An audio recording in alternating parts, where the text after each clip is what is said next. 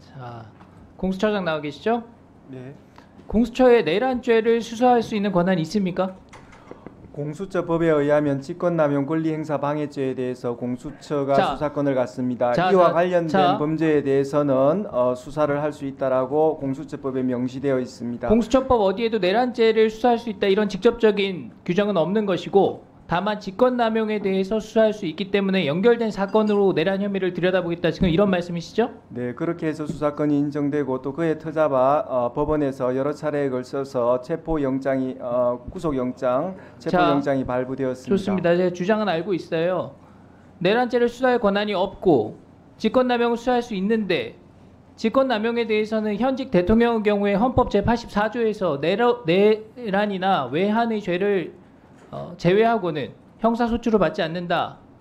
그렇기 때문에 공수처가 내란 혐의도 지금 수사할 수가 없고 직권남용에 대해서 현직 대통령 신분일 때는 수사할 수가 없다. 이게 법조계의 통일된 의견이에요. 공수처가 어떤 권한으로 지금 이 수사를 진행하냐는 겁니다. 형사소추는 사건이 들어보세요. 사건이 중대하고 국민 관심이 높으면 없는 권한이 생기는 겁니까? 정의를 실현하겠다? 이런 명분이면 없던 권한도 생기는 겁니까?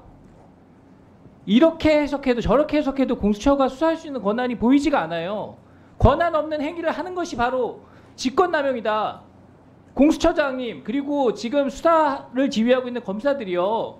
나중에 시간이 지나서 냉정하게 이 상황을 돌이켜봤을 때 직권남용으로 처벌받을 것을 각오해야 될 상황이에요. 제가 그것을 요구하지는 않겠지만 엄중하게 경고합니다. 그리고 얼마 전에 민주당에서 단독으로 발의하고 본회의까지 통과된 우리 특례법이 있었습니다. 거기에 대해서는 특정 범죄에 대해서 공소시효를 폐지하고 있어요.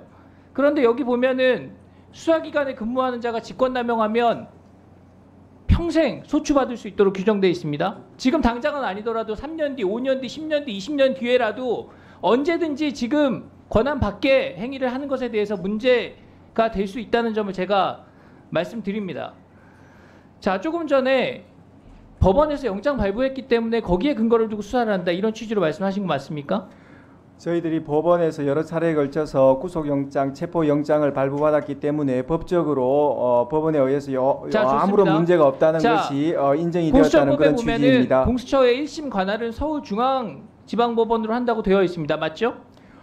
그것도 있지만 원래 형사소송법에 의한 재판 관할권, 피의자의 소재지, 그 다음에 주소지 등에 대한 관할권도 그대로 가지고 있습니다. 예외가 있다는 거죠. 그런데 예외를 적용하려면 서울중앙지법에서 할 수 없는 이유가 명확하게 있어야 다른 법원에서 한다는 그 명분이 설득력을 얻는 겁니다. 중앙지법에서 할 수 없는 이유가 뭐예요? 그러니까 언론에서 진보 성향 판사의 판단을 구하려는 영장 쇼핑이다 이런 지적을 받고 있는 겁니다. 제 개인적으로 하는 얘기가 아니라 모든 언론의 도배가 됐지 않습니까? 저희들은 그 용산 관할 법원인 서부법원에 하였고 그런 부분은 원칙과 예외의 관계로 해석하는 것이 아니라 저희들은 중앙법원에도 창설적인 관할권이 있지만은 원래 형사소송법에 의한 관할권도 그대로 존재되고 있다는 해석을 갖고 있습니다. 수색영장에 이렇게 돼 있어요. 형사소송법 110조 제 111조에는 예외로 한다 이렇게 적시되어 있습니다.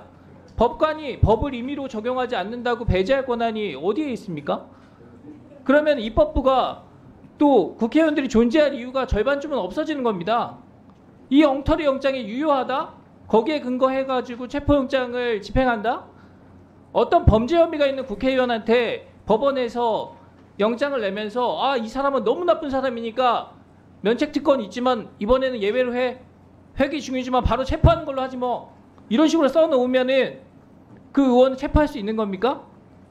아무리 국회의원이 얄밉고 그 중대 범죄를 하더라도 법에서 정하는 원칙을 지켜야 되는 거죠. 중요한 사건일수록 더 그렇습니다. 우리나라에서 중요한 사건들 다 정치적인 연관성이 있는 사건입니다. 그런 사건들일수록 더 예민하기 때문에 절차적인 정당성을 충분히 확보하면서 어떤 오류도 남기지 않으려는 그런 노력을 하는 겁니다. 그렇게 해야 당사자도 그 결과를 받아들일 수가 있고 지지자들도 그 결과에 대해서 인정을 할 수가 있다는 겁니다. 그런데 공수처가 지금 해놓은 일을 보세요.